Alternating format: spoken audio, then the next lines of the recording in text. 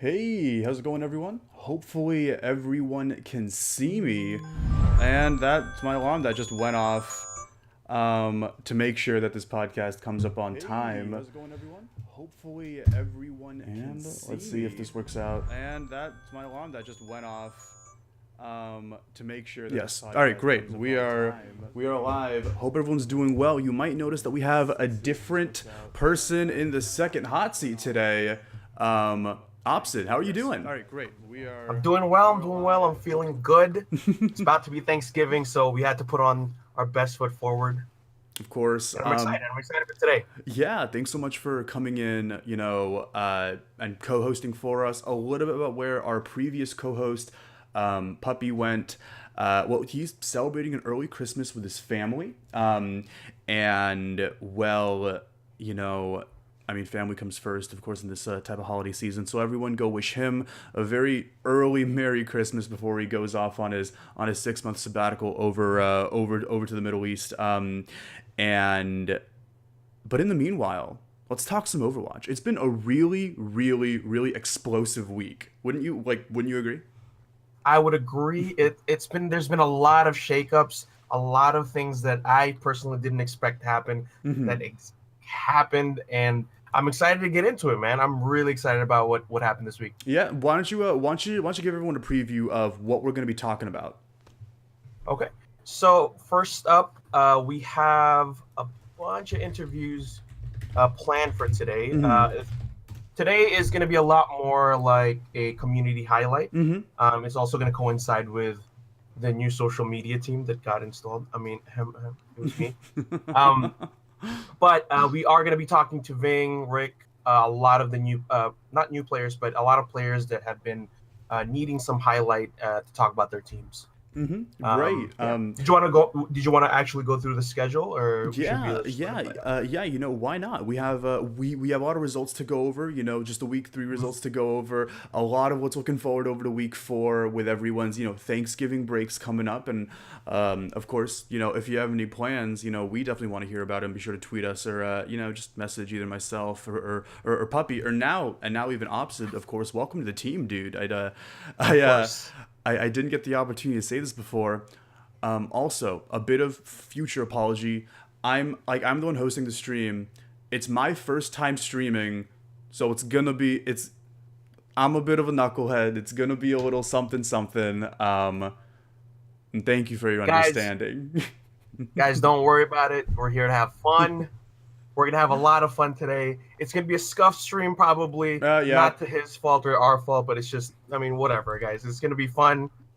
I feel like we're going to have, I feel like I'm using fun a lot, but I feel like we're going to have a lot of fun, but let's get into the meat of things. Alrighty. Let's get into the meat of things. Oh, well, don't look at my screen. Hopefully that looks good. I'm just double checking to make sure it looks good. Please let me know if it looks good. So, first things first, Skyhounds, they had a 3-1 victory over Breakthrough Mercury Cougars, 4-0 over Toxic Storm Alpine Wolves, 4-0 over Lightbringers. We have the luxury of having someone from both Group 1 and Group 2 both in here, right? Both in this call right now.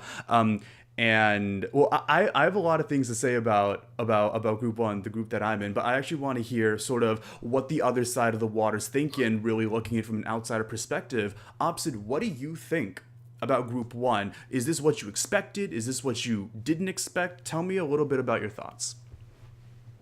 After week 2, after seeing Alpine Wolves go on a 2-0 win streak, in my mind, a lot of the teams have been, haven't been taking any losses. It was fairly one-sided in Group 1. So that's why I've been been being a troll in general chat and saying that, Group 1's not really that big of a deal because so many teams are just getting rolled. Right. But yeah, definitely this week, Alpine Wolves has definitely proved, at least to me, that they're not a joke. They're definitely a team worth taking a look at. More than just taking a look at, but taking seriously and preparing for. Right. A lot of the results this week kind of surprised me. But as far as Group 1, Toxic Storm taking that hard loss from Mercury Cougars was definitely something that I didn't expect as well. Even No. though I knew I definitely knew there was some background, not background, but there were some change ups in the roster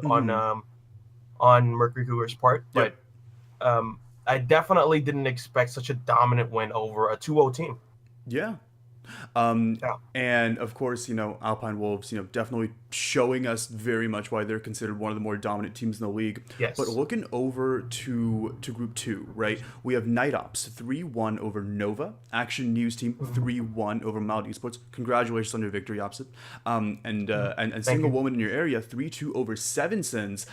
So a lot of this, I'm surprised a lot of these games were as close as they were.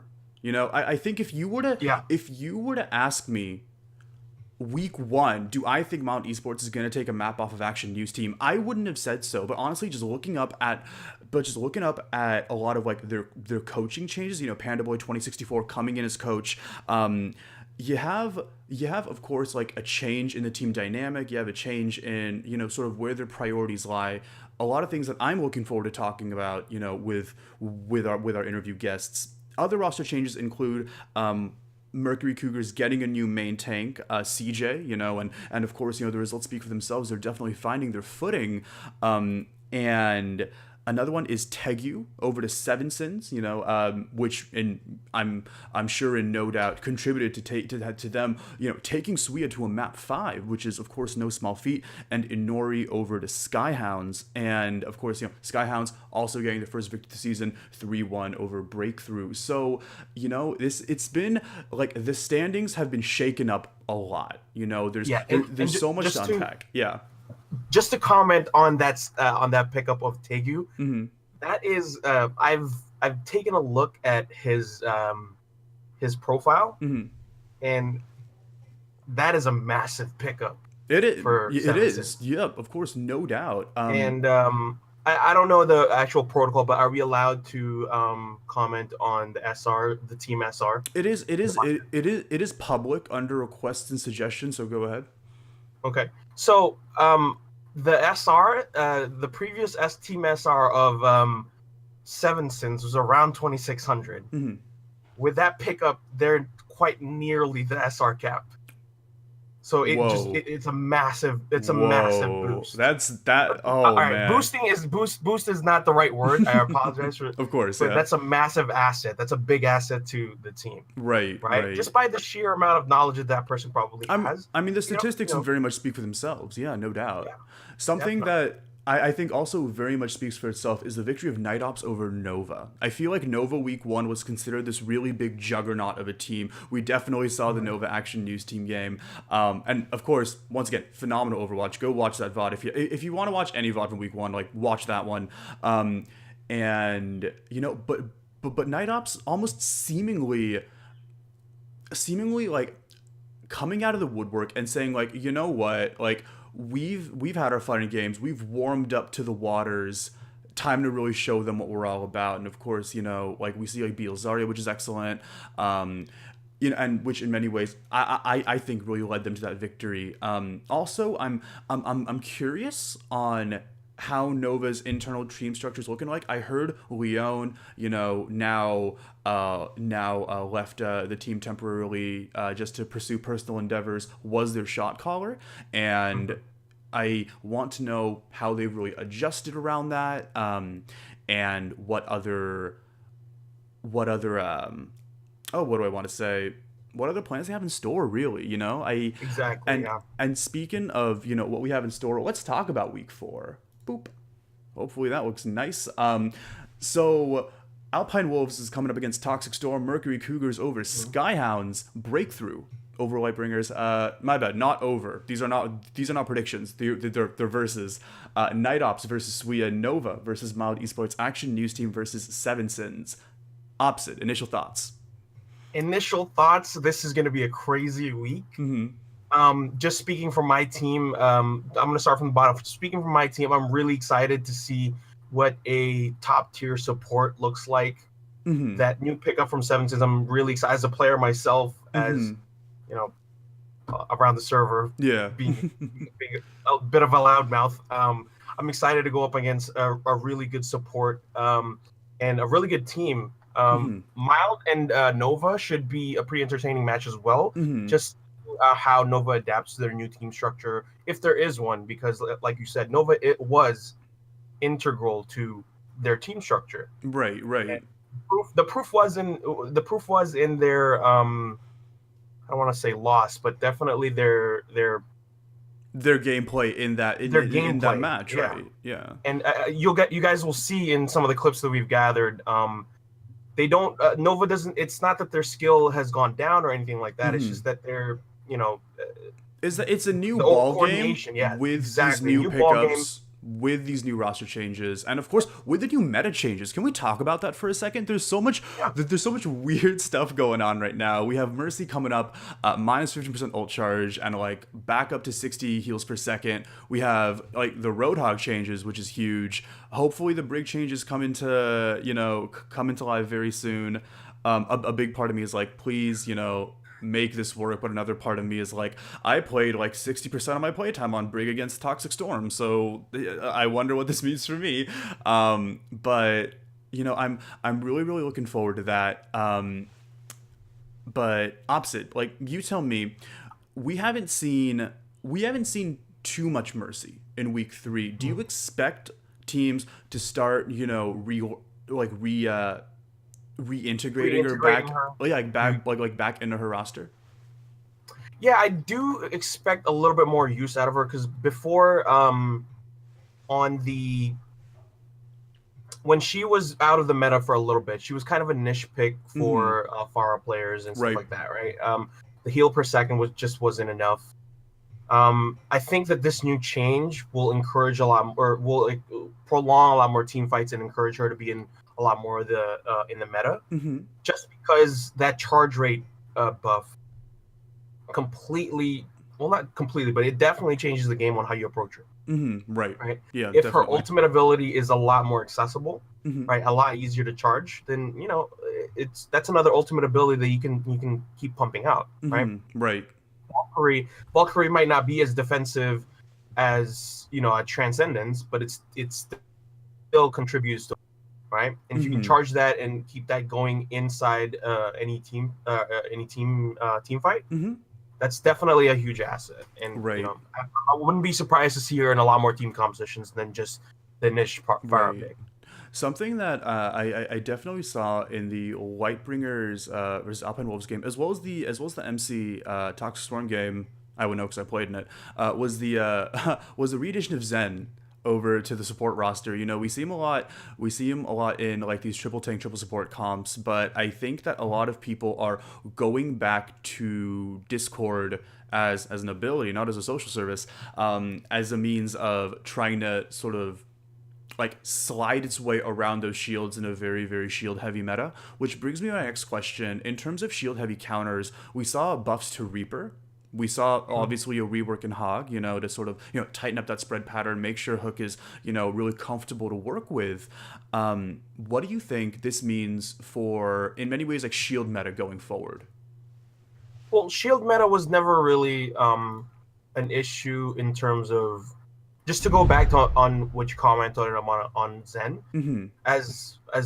Zen is my favorite character, and yes, we have been integrating Zen a lot more into our compositions, just across the board, not just on our team, but the shield meta was a sort of, let me get my thoughts in order here. I think it kind of, it very much is a war of attrition, right? It's like yeah, whoever it's a war of attrition. That's it's exactly what I whoever wanted can to go with. land those anti-nades. It's whoever can land those shield bashes into a lot of those ult shatters. It's whoever can do these really tiny things like min-max on those Zarya bubbles. And I want to know, do you think Discord has a spot in the shield meta, or do you think that, what, right now it's too much brawly power for 150 shield and 50 HP to have a dream? I really do think that if you play Zen smart enough, that because think about it this way, right? If you can get a Discord orb on somebody who just expired their Zarya bubble, right? If you have enough coordination between your team, you can delete that character in seconds. Yeah. That's And a deletion of a yeah. character in a team fight. Mhm. That's a lot more valuable than having a shield up, Right. in my opinion. No, that's totally fair. I definitely like using Zen almost as like an anti-nade, because like you know how when an anti-nade comes in, you see all these purple flashing lights and you're like, okay, I Mhm. immediately know how to who to focus. Say if you're playing goats or if you're playing a variant of it. And I very much like having Discord just as a means of having a visual cue on here's who I want you to focus all the time. And I definitely think that we're going to be seeing a resurgence of Zen. Speaking Yeah, of and yeah, a good team will always capitalize on that. Anyways, yeah. Speaking of a segue. resurgence, yeah, yeah, right. Speaking of a resurgence, we have a new hero coming up. You know, we We have do. Ash. We have Ash coming up. She's not available to play in Overwatch Pretenders matches just yet. I think that, and this is gonna make for a really weird split meta. If she drops in the middle of Thanksgiving week, some people will be able to play with her, and some people won't. which which means that if there are teams who are grinding Ash right now who are thinking to themselves, I want to schedule my match because I think our Ash is going to be such a big asset to justify the addition of that character, Yeah, that's going to be really really interesting to watch, and I'm really I'm excited I'm for that. I'm really excited for her as well. Just speaking to a couple of the hit scan specialists in Yeah, the yeah, server, same. a lot of them are hankering for Ash. I'm in participating in scrims and watching scrims throughout the week. Hmm. We've actually run into a lot of people trying to integrate her into their team comps, and I gotta say, man, like that character is very, very, very powerful. Really, on Yeah, you in the know good, on in the best hands. I on should. first glance, I want to say she's not going to impact the meta too much, which I know is like a bit of a controversial stance to take. But I've in the games I've played, a lot of people have simply treated her like a widow because that's how people play her. They're like, I'm Yeah, just gonna go on the high ground. I'm just gonna see if I can pick off squishies. I'm gonna see if I can get those damage over time effects, and and I'll see what I can do with what I have available. And she's yeah, been treated in many ways the same way. They've either dove her, they've gotten a counter Ash or a counter Widow or a Hanzo. They've or in many ways, I feel like she's even brought Tracer a tiny bit back into the meta because when she's moving, she's also very slow when she's scoped, and Tracer could just come back around, see if they could one clip her, and yeah. that sort of thing. Something that I'm really excited for is in fact the coach gun, which is her big boop, Yes. which it works better along the vertical axis than it does on the horizontal, like in my opinion, like which means if you're trying to boop someone in Ilios, well, it's going to be harder than booping yourself up to that same height, right? Yep. I know a lot of people have considered Bob to be sort of like this unofficial third dive tank. And I personally have like a couple of problems with the ult. I think it's too much reward for too little risk. I think like as soon as Bob's in there, he needs to be focused as a priority. Um, Mhm. but Well, you have to think about it this way. yeah, With Bob, it's it's not an easy ult charge for it takes a while to charge Ash's ult, and mm-hmm, even then, Bob is really easy to avoid in terms of his sight lines, mm-hmm, right? And right, he takes a while to aim and shoot at you. And when he starts shooting at you, you have a few seconds, depending on how much life you have, right? mm-hmm, You have a couple of seconds to get out of the way, right? So right. it's a very strong. It's a powerful ultimate ability, but definitely not something that's unbalanced, in my opinion. In my experience, it's we've been able to avoid a lot of Bob ultimates or Ash ultimates. Has that been an issue with Ant? Like, how did you guys first approach Bob? Well, not to leak any strats, but No, no, of definitely course, I wouldn't ask that of you. we definitely we have some experimental comps right now, Yeah. and we're still working out the kinks. It's definitely not something that we are looking to integrate immediately, just Mm-hmm. because, like, don't get me wrong, we have very skilled hit scan players and specialists, Mm-hmm. but the value in Ash isn't just her hit scan special, like Right. her hit Right. scan ability. If we just wanted a pure hit scan, we'd run our players on Widow right? Right. No, of Or course. she's just the way to think about Ash is she's a much better McCree, right? A much better Okay. McCree with a zoning ult that's not as vulnerable, but not as decisive as High Noon. Right. Yeah. Okay.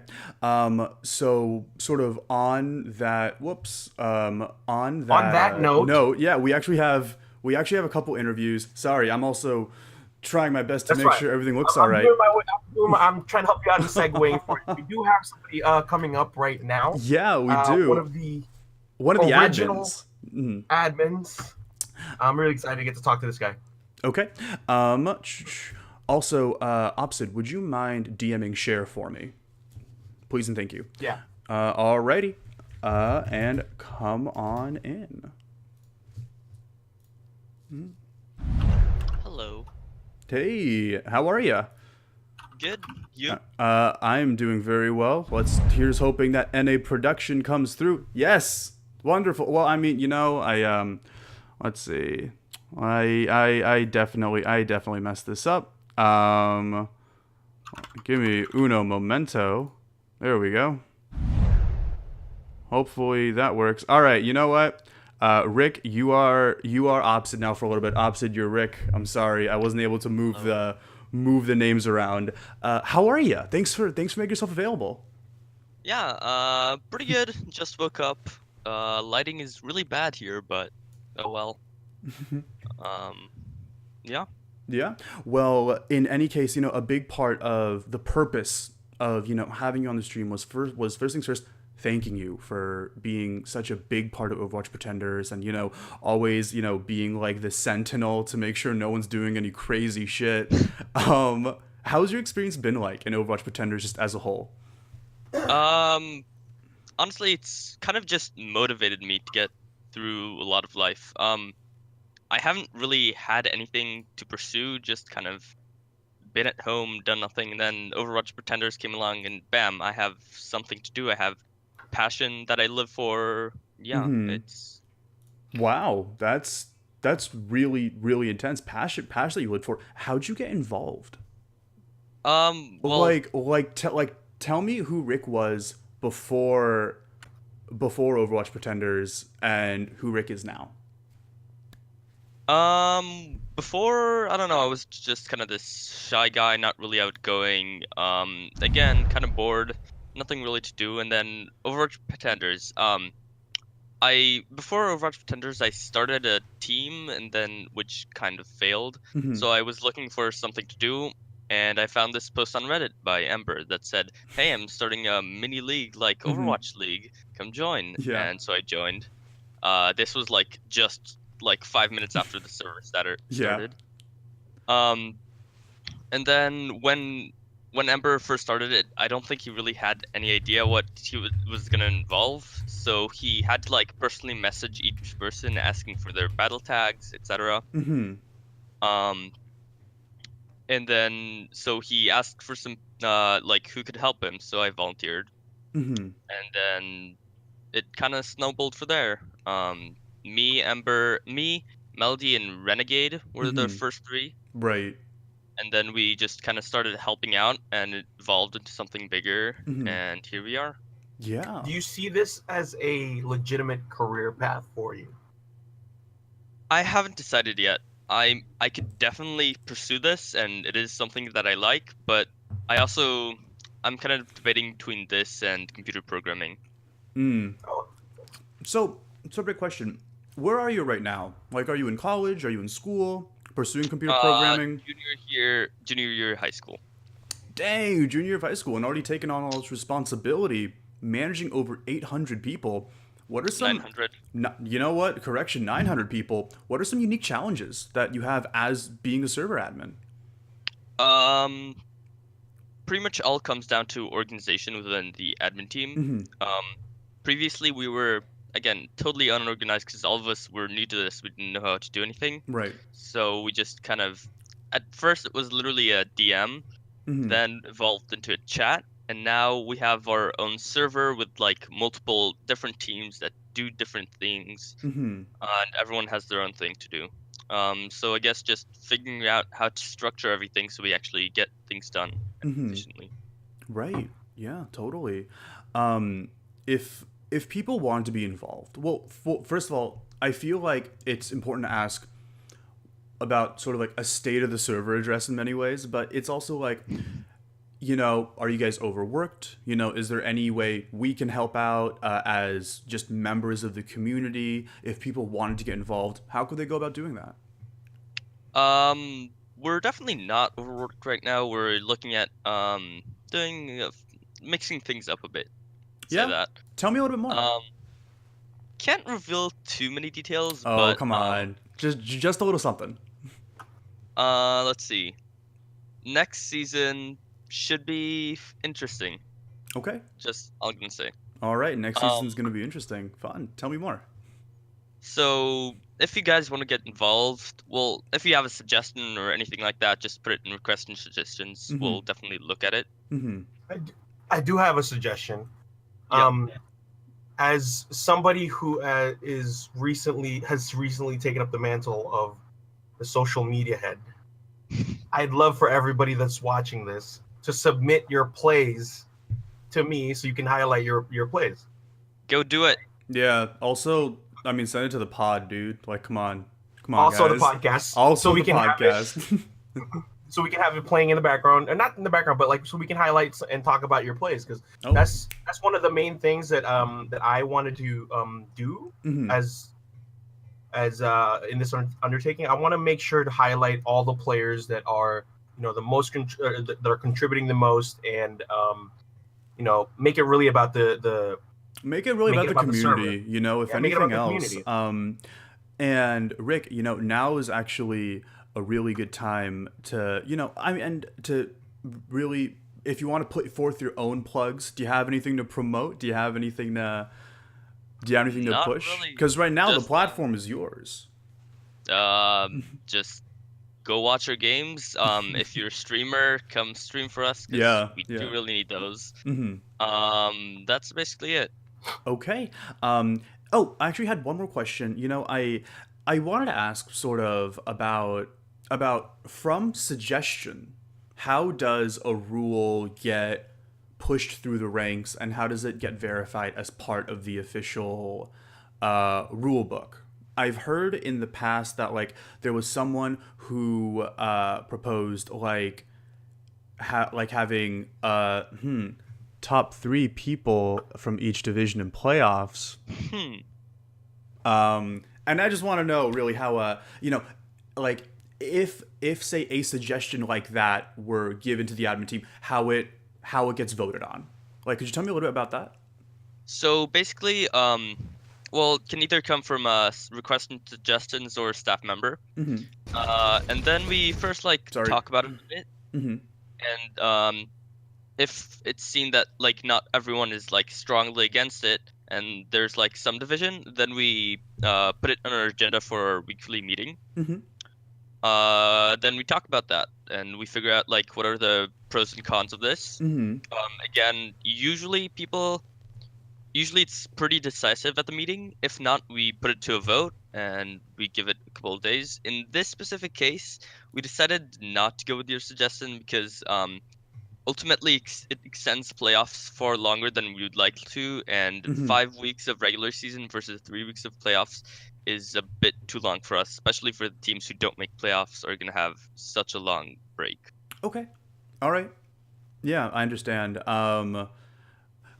Can I say one thing about that though? Or like, is this Yep. like not the time? Okay. I mean, sure. Sure. It's a conversational podcast, Barry. Because it'd be a total of 6 games. I just think that if every team would be available to do like 2 games that week, like we could get it done in a week. It wouldn't be done in 3 weeks, max 2 weeks. I mean, I would definitely agree with you if that was possible, but we know how tough scheduling has been in OWP, and I don't think each team can commit to 2 weeks, Right. to 2 games a week. Right. Also, last question coming in from Saskan in the Twitch chat. What would you like to be green screened on? Yes, because he's currently working on that He right is now. currently working on a YouTube poop. Shout out to my boy Saskan, dude.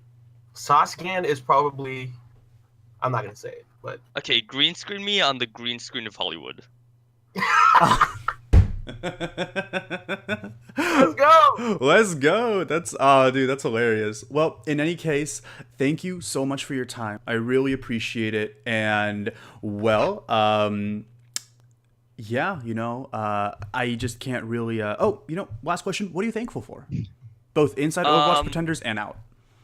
in OWP, Yeah. definitely want to give a shout out to Robot and Spidey. They've stood up for me in rough times, and also kind of understood my view and where I'm coming from. Mm-hmm. Outside of OWP, pretty much just my family for supporting me.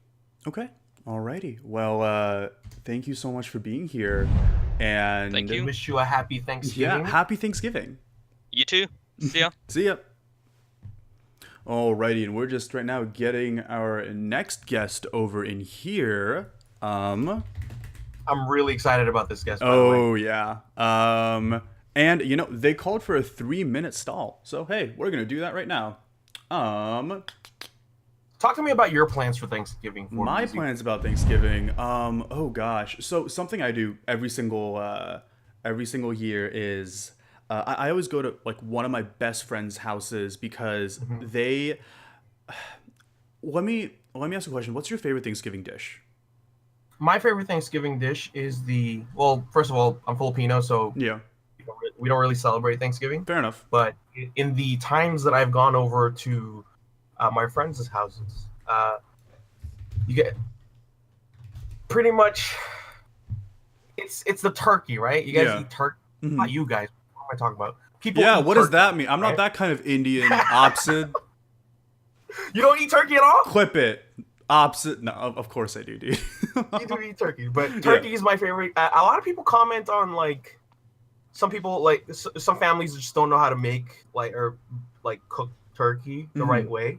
But in my opinion, it's a giant bird, man. Yeah, fair Let's enough. get it. So my favorite meal is actually it's Thanksgiving. Like Thanksgiving's great.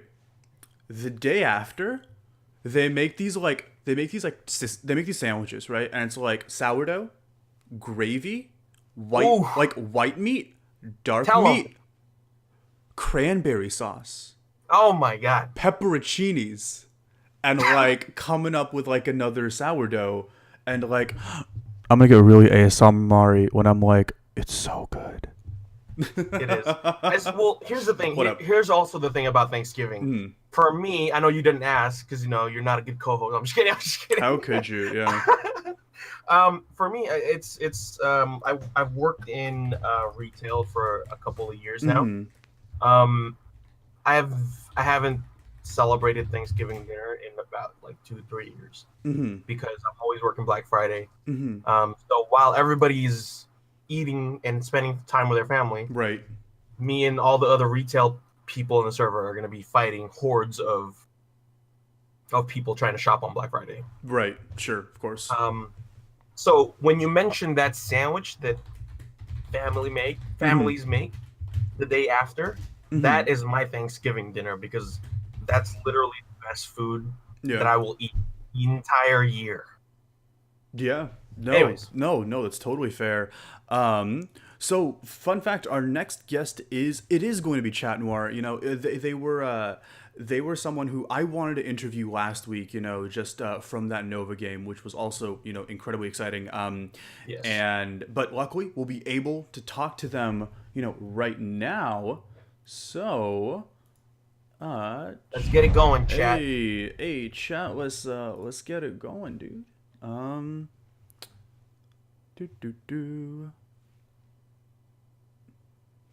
think Twitch chat, talk to me about your favorite yeah, you know what? favorite moments so far. You know because, what? I'm Other waiting chat, on tell actual me. Chat Noir.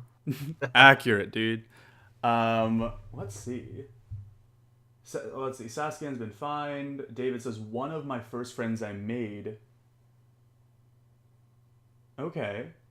You know what's interesting? What up? You know when you started rattling off those ingredients for the sandwich? Yeah.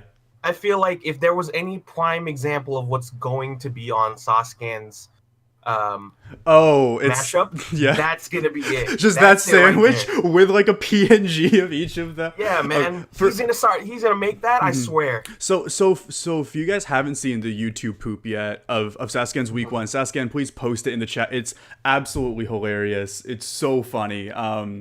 And it's just really good. Just give me 1 second. I'm going to be, let's see, just turning that off and turning this on. Great. Come on in.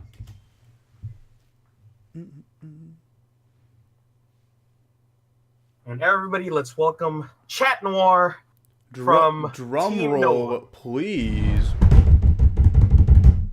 Hey. Now, here's a quick question: do you feel underdressed?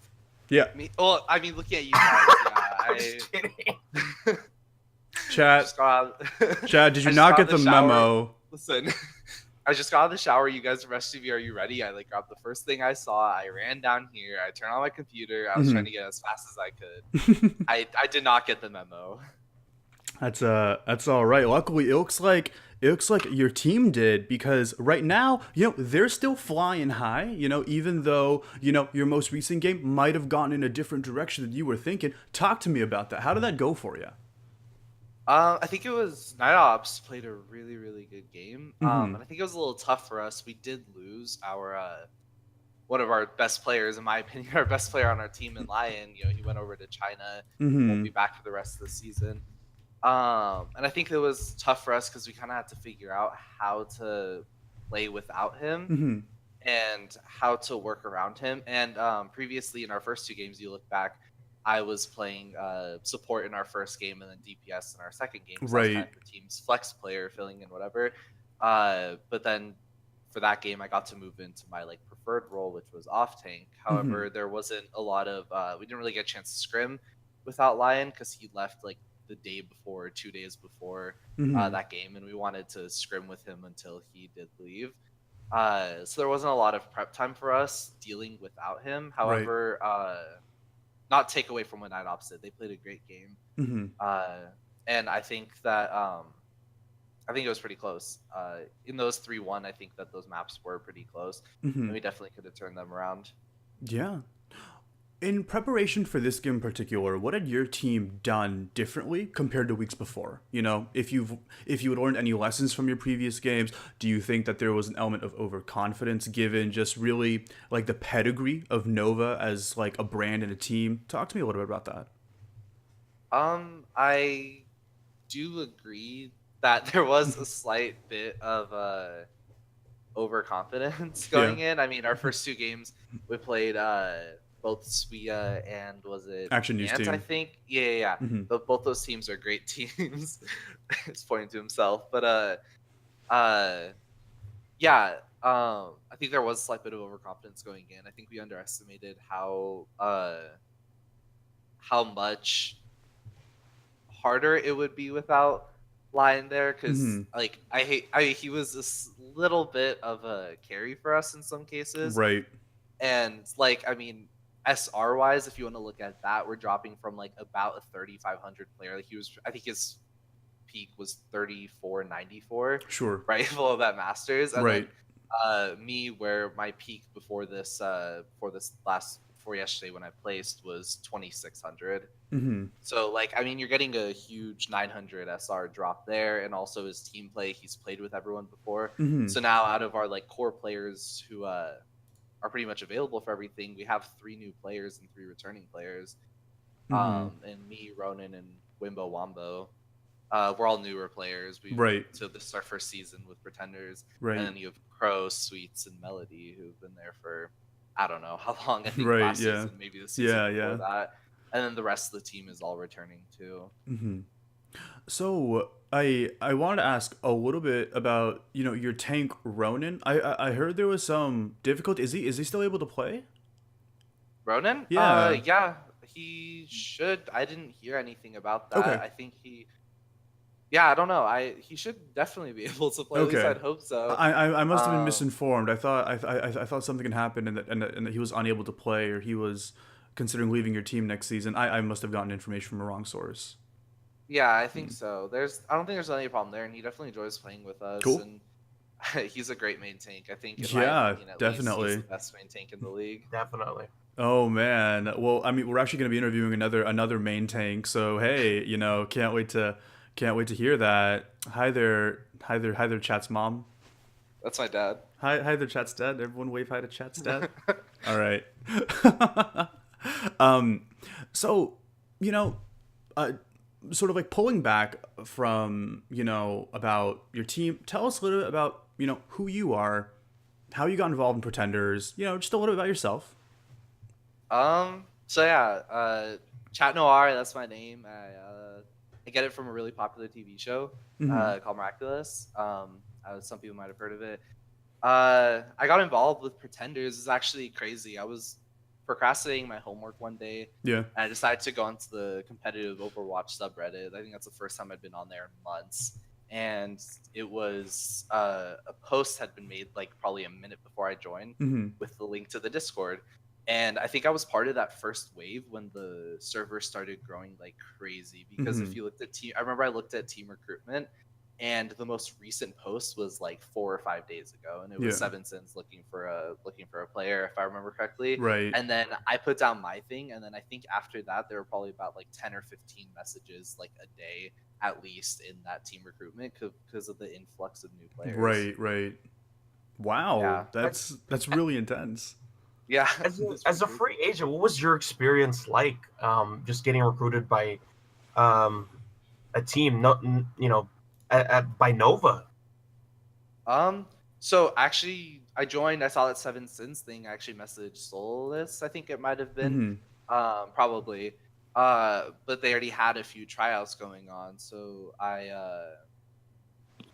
I just kind of kept looking around, and then messaging some teams. My SR was about like 2,500, 2,600. Most teams were looking for a little bit higher players. And then I think I saw a message from Sweets on Nova, said they were looking for an off tank and an off support, if I remember correctly. So I messaged them, and then I had a tryout alongside someone else, and that was actually my first tryout. So I didn't have to look around for too long. I was a little nervous, I honestly did not play like well at all. My best hero was Zarya, and all the maps I like was trying out on were all diva maps. Right. And like I want to try out what isn't a diva map these days? yeah, but like they were like diva maps or something, and I wanted to do my Zarya, so they let me play Zarya on some maps that weren't necessarily good for Zarya, so it definitely did not work out well there. But I didn't think they were going to take me, but they did, and so I only really tried out for one team. And, nice. Yeah, and immediately they were like, "Yeah, we kind of need a flex player." I was like, "Sure, why not? I'll do it." So I got to do that, and then now I am the team's main off tank since Lion's gone. Nice. That's really, really cool. That's exciting, man. What is your team, I guess, like focus on in terms of like preparing for a game? Are you guys more mechanics? You want to perfect that? Are you more communication? Are you more synergy? Are you more keeping track of, ult combos? I feel like a lot of people wants to know what's that spice that makes Nova Nova.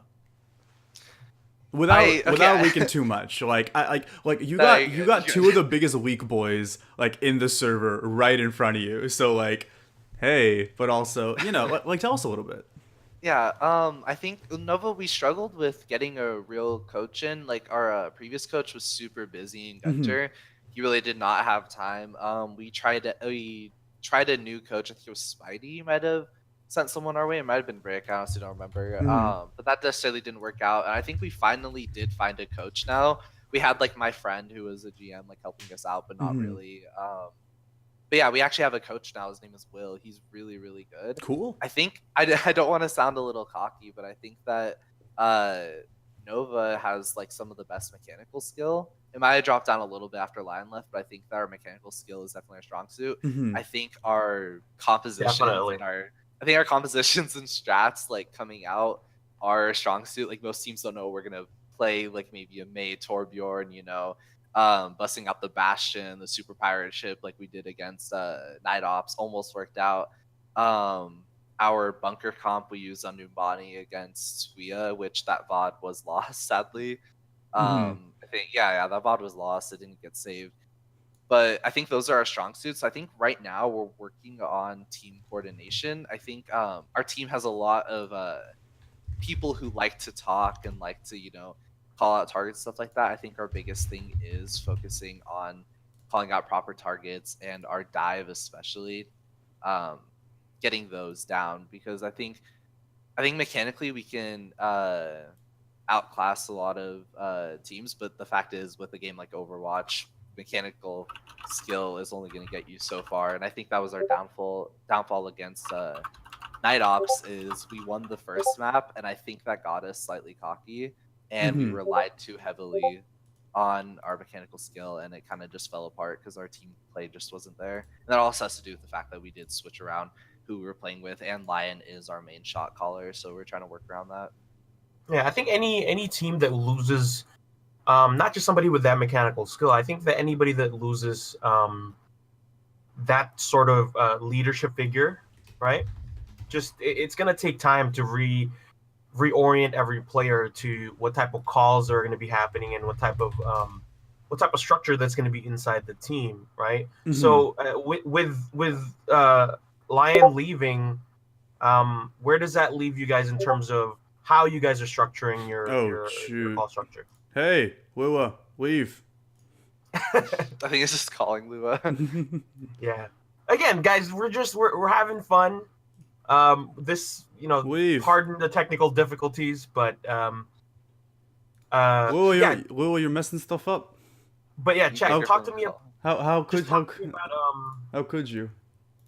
Lua's gonna leave of his own accord, right? Yeah. 100%. There you go.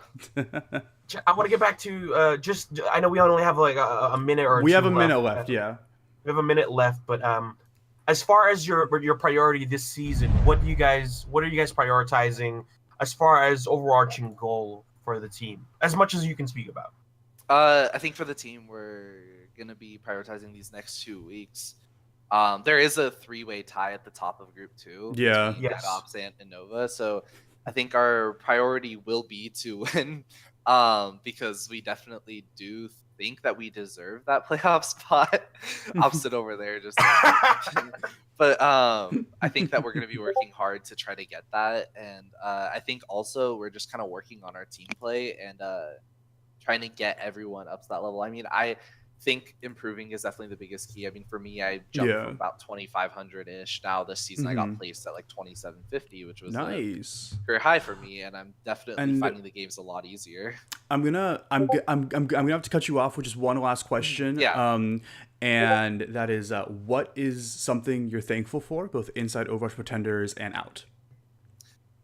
Inside Overwatch Pretenders, I'm thankful for my team. I joined a great team who they love to play Deceit like pretty much every night, which was one of my favorite games. I can never find people to play with, so that was a lot of fun.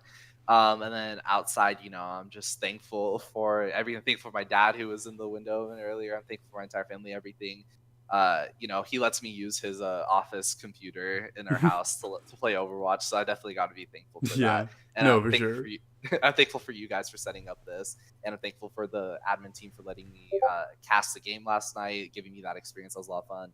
Thankful for pretty much the community as a whole. It's really great. Alrighty. Well, in that case, give me 1 second. Wonderful. Thank you so much for being here. Take care. Have a happy Thanksgiving. Happy Thanksgiving, guys. See ya. Bye. All right, and we're just getting our next guest sort of queued up. It is Solus from Seven Sins here to talk about her team and what makes it special. Just to quickly comment on Chat and Nova before we get Solus in here, because I'm so excited for that team going forward, because now that Leon is not there, I feel like they're gonna have a lot of room to grow. And yeah, I'm excited to see their future. Anyways, we have Solus here today. Yeah, well, finally joining us. Actually, I'm doing a quick text swap. So hey, Opposite, fill me in. Yes, definitely. Fill you in. That's not the right word, but fill definitely the time. Keep it moving. Fill the time. Fill the time. Stall. It's a conversational podcast. We got it. All right. So, Solus, welcome to the podcast. Finally, hello. Finally hearing you for the very first time. Voice reveal. voice Oh, no. reveal acquired. How's your Thanksgiving weekend or your pre-Thanksgiving weekend going so far? It's hell right now. Why? I It's hell. have Why is it hell? I have an essay due tomorrow that I have I've barely written. I have internship applications due. It's a bit stressful, but I'm hoping Thanksgiving break will be a nice way to calm down from all of that. Yeah, definitely. How are you celebrating? I think usually my family just makes like a little bit more food than usual. We don't really have any specific traditions. Now here's an important question. Are you lending your knives to your family? Yeah, because like knives. Absolutely not. They're mine. Yeah, They're not theirs, they're mine. They're blood ritual knives only. Exactly. They're not for, like cooking or anything. They're weapons. Yeah, And of for course. for those people that don't know who you are, Yeah. please enlighten. Yeah, introduce yourself. Okay, so hello everyone. I'm Solus. I used to be a player for Seven Sins, but now I'm the team manager. And I'm also a moderator. I'm the worst moderator in Overwatch Pretenders. Accurate. Yep. No, Not my no, you can't experience, say but- that. No, you've I can and I Solus will. is the most incredible and the most active duck in all of the Overwatch Pretenders community. We're always so glad to have her here. And well, congrats on finishing. Your team finishing another game in the season, right? So, what are your thoughts about it? You took Suya over to a map 5. Not a lot of teams have had the privilege of doing that. What do you think your team did differently? And what are your thoughts on the match? Tell us about it. I just have to say that I was the host for the match, so I was there like changing the maps and everything. But other than that, I wasn't like involved as a player. And I just have to say it was absolutely nerve-wracking just to host it. So I can't imagine like how right there intense with it must you. have been as a player. I'm right there with you. Hosting the stream is nerve-wracking as well. It's like hair's constantly on It's fire. terrifying. But so in that game, Suya took the first 2 maps like pretty handily, but then my team managed to take back the next 2, and then our tiebreaker, it was on Busan. They took the first map of the tiebreaker. Then on the second map, we brought it to a 99-99 fight before Suya ultimately won that one. So it was just a really like tense game all around. It was really it was very fun to watch, but very stressful to watch. Right, of course. What do you think Seven Sins did differently that that led to these results?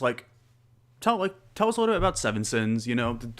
Like whatever things you want to gush about them, and just Okay, I have a lot to say about that. I love my team a lot. But I have to say that maybe what we did differently in this game was, I'm not really sure if it was what was different, but I guess it was part of how we took it back in the end. At the very start, we lost the first 2 maps, and then I guess team morale was pretty down. There was some negativity in our comms.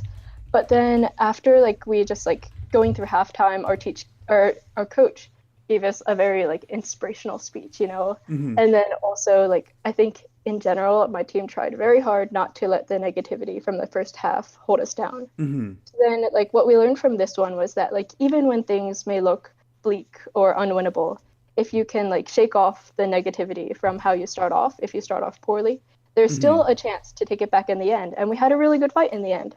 Yeah, that's some solid Taylor Swift level advice right there. Thank you. That's a huge compliment. So I was waiting for these quips. Yeah, right.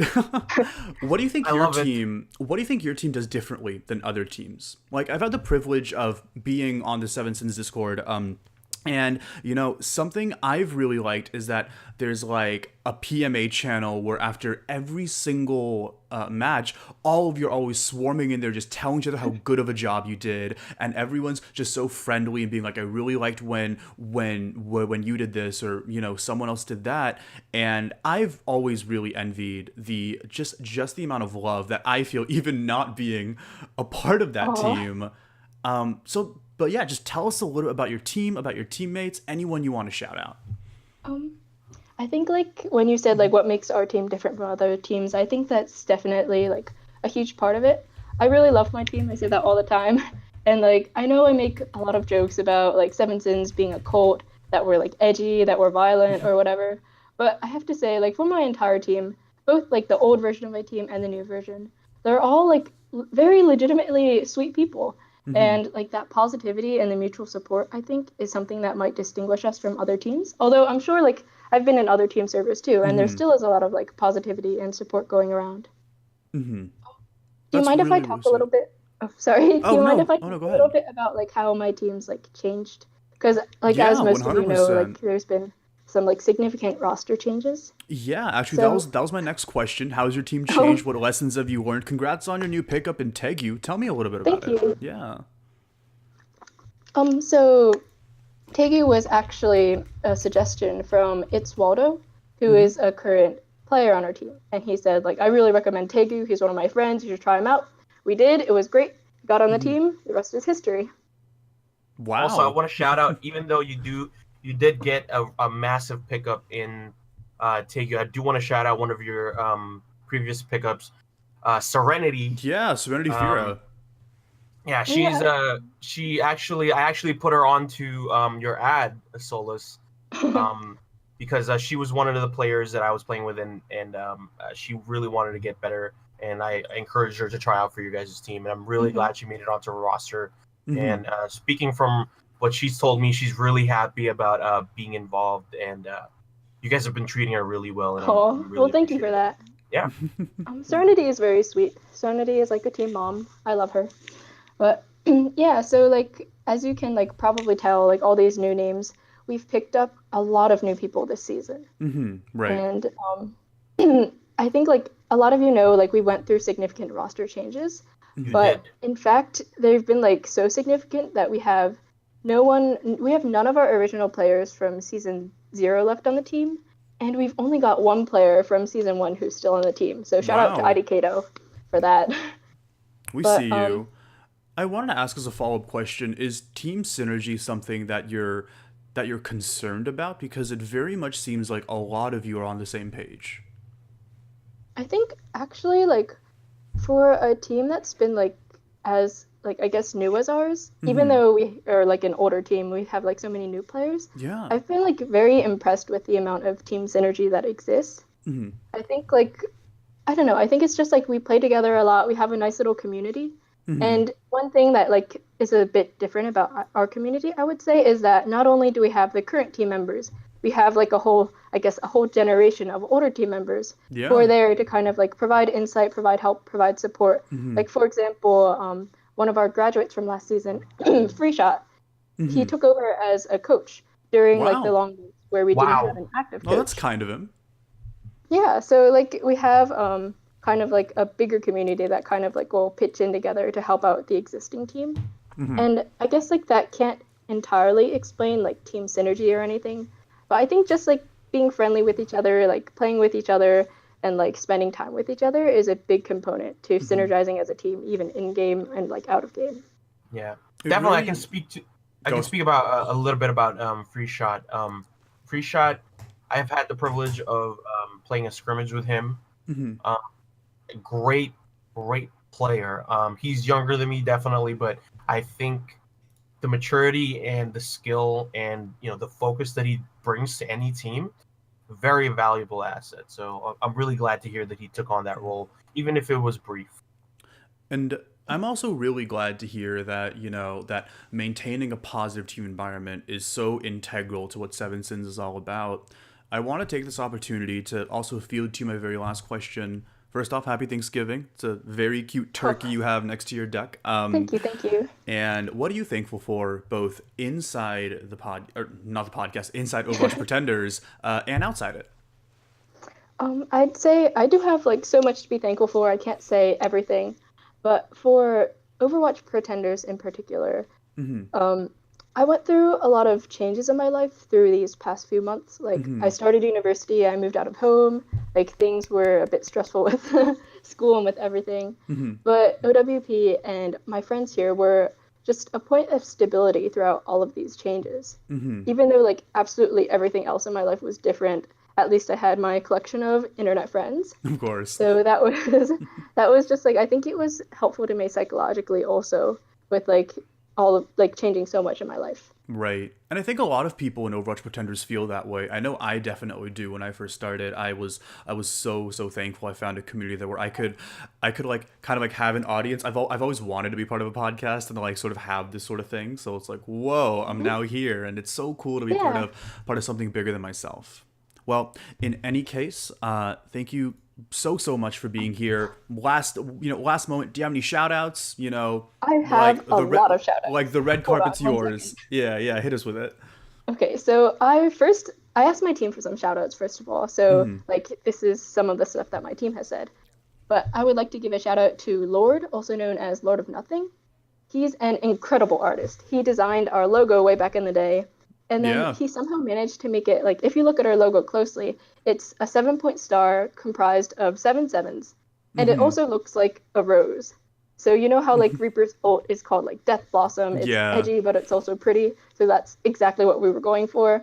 And like not to brag or anything, but I think our logo is the coolest in the server. Sorry, everyone else. Not runaway Mercury Cougars. Oh, dude, you have Wombo to take up arms with. But yeah, so I'd like to shout out Lord. He's done so much for our own team, but he's also come up with logo ideas for other teams, and he designed graphics for the streams. I think he Yeah. actually designed a lot of the podcast graphics right now. Yeah, he did. I was about to say we're really thankful to work with him as well. So what Lord said that in Seven Sins chat is that if you have any art ideas you'd like to see drawn, then like I would strongly recommend that you hit him up for a commission. He's really good. And Right. on a personal level, I would like to give him a huge shout out for being one of the friendliest and most welcoming members of the team back when I joined. So if you ever hear him around the server, you should be sure to ask him for his Junkrat laugh because it's one of the best. It's really things ever. good. It's really good. I've heard that. It's top notch. And I have a few more shout outs, so I'll go through them quickly. Yep, go for it. D30 on our team would like to say, and I quote, "Shout out to Cat Dad for being beautiful, no homo though." And on a personal level, I would also like to give Cat Dad a huge shout out for helping me with team management duties without like a single word of complaint. He's been an absolute lifesaver, and he deserves all the thanks in the world. And on top of that, he's like probably one of the most upbeat and positive people I've ever met, and he supports our team both in the game and outside of the game with all of his heart. So, Cat Dad, if you're listening to this, you're amazing. Like, keep doing what you do. And okay, I'll keep it quick. No, you're fine. We have a new coach, Coach Drew Jerky, and he's so kind, he's so good, he's so wholesome, he's an amazing person. He's like a dad who kind of like helps us calm down from our loss, and he also just gives us like random life advice, which is very helpful. So, I'd like to give a shout out to Dragon Eye, who used to be a fellow support player on Seven Sins, and Dragon Eye helped coach me on support back during Season 0 and Season 1, where we didn't really have a solid coach. Drag is just really funny and friendly, and Drag, I love you, shout out to you. And finally, I have a shout out to Brox. Brox was probably like my first real friend in the server. He has great music taste, and Brox is just like really generally a fantastic person, a fantastic Widow player, and I really believe he's going to be top 500 in no time. And So, I can attest to that. yeah, dude, Brox is something else, no doubt. Well, in any case, I'm sure everyone's super thankful to hear those as well. And we're very thankful to you for being here. So thank you so much. Have a happy Thanksgiving. Thank you guys. And You too. good luck to Seven Sins. Thanks. Alrighty. And this next guest, it's they're true to Opsid's heart. Opsid, do you wanna introduce him real quick? He's your main tank. So one of the most vivacious characters in the server. Definitely one of the most talented main tanks in the server. I'm so excited to see what this guy can do further in the season. I feel like this is after the first couple games, we're gonna see a lot more from your boy Endo, and here he is. Hold the pose. Hold the pose. Hold the pose. All right, everyone's seen it. What's up, Endo? How you doing? Yo, what up? it's so great to be here. Actually, You've I've been begging to come on the podcast for forever. I was about to say, like, let me tell you, the first 2 weeks, week one, Endo immediately DM'd me and he's like, "Let me be on the podcast," and I'm like we already got guests. Like week two came around, and he's like, "Let me be on the podcast," and I'm like, "Oh, dude, like I actually totally forgot." But this time I didn't. Presenting the VN creator himself. You know him as Ant's off tank, or you know him as Ant's main tank. I know him as a guy who loves me. Endo, thanks so much for being here. Talk to me about your most and you know what? I'm actually gonna make this sort of like a two-way interview with both yourself and OWPod, because both of you are on the same team. Both of you, talk to me about your previous game. Our previous games, right? Yeah. All right, so like week one, we came into that match like super stressed, because that's like that's had to be like one of the hardest matches in Group 2 ever, because that's just Nova versus Ant, and we had to fight Ronan and Lone at the same time. That it was just really bad. We played differently, but we still were able to, like, even though it was 3-1, these maps were super close, like amazingly close. And we took the first map off of them in Hollywood, but then it just control just sort of went bad. But then maps after, on and on, we kept getting better and better, and the maps could have been won easily, like Rialto, and we would have went to map 5 Busan, and that was really all right. Like, I thought we did really good. Yeah. Despite all the complications. Yeah, I was really, really excited to see that game. Unfortunately, I actually wasn't able to, which is why I'm so excited to hear the play-by-play. But tell me a little bit about your team. I've had the privilege of course, playing with the majority of the Ant roster and sort of being in their Discord. And let me tell you, it's a wild time in their chat. But tell me a little bit about your teammates, about what the team culture is like over in Ant.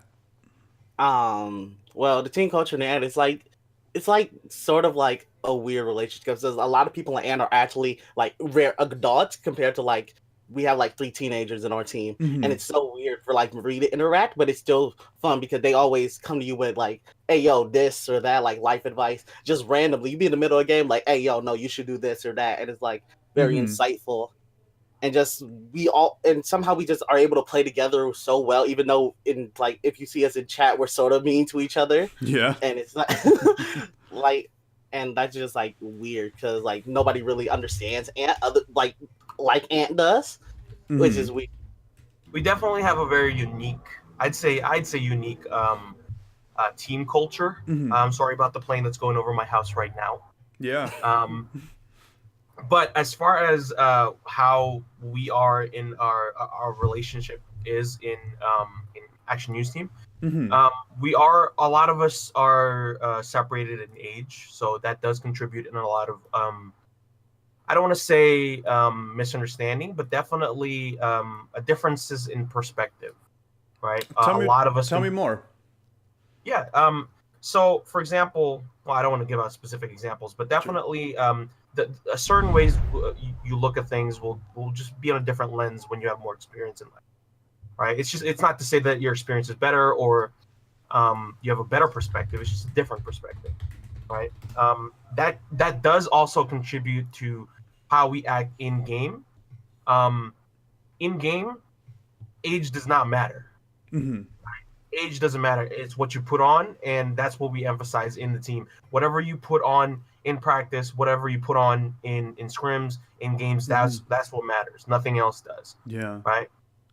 We're all about improving ourselves. A lot of the speaking, especially as somebody who has been there, the only person that's been in the team older or longer than me is Achilles and Tactical, right? Those two people, right?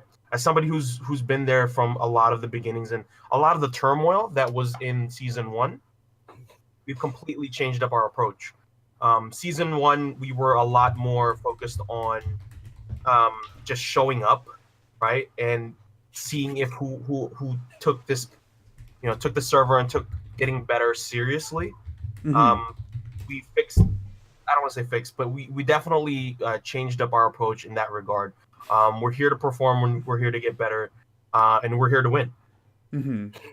Fair enough. So I wanted to ask, has there been has there been a dissonance? And I'm going to feel this one to you, Opposite, first. Has there been a dissonance between people getting too win focused in the league? Definitely, I'm definitely a victim to this. In my tenure as the team manager, I put a lot of emphasis on taking it a lot more serious than a lot of my teammates, right? But definitely, the team has given me feedback about that. They've reined me in, Yep. in a lot of the times where I've put that win focus. But to put that in context, however, like what I said about last season, it rings true. It no matter what league you're in, no matter what competition you're in, when you lose, it doesn't feel good, right? Right, And of course. my main objective, to kind of my previous main objective was to kind of make sure that me and my teammates don't feel like that ever again if we can help it, right? Also, I love that you're taking me seriously right now by putting sunglasses on.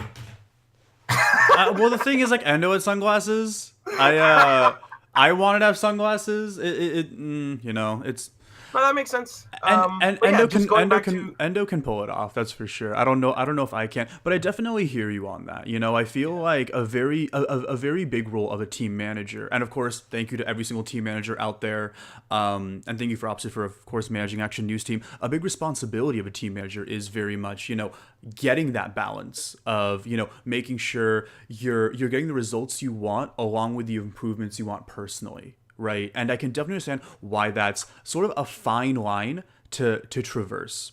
And I wanted to ask you just real quick, tell us about yourself. How'd you get involved in Overwatch Pretenders?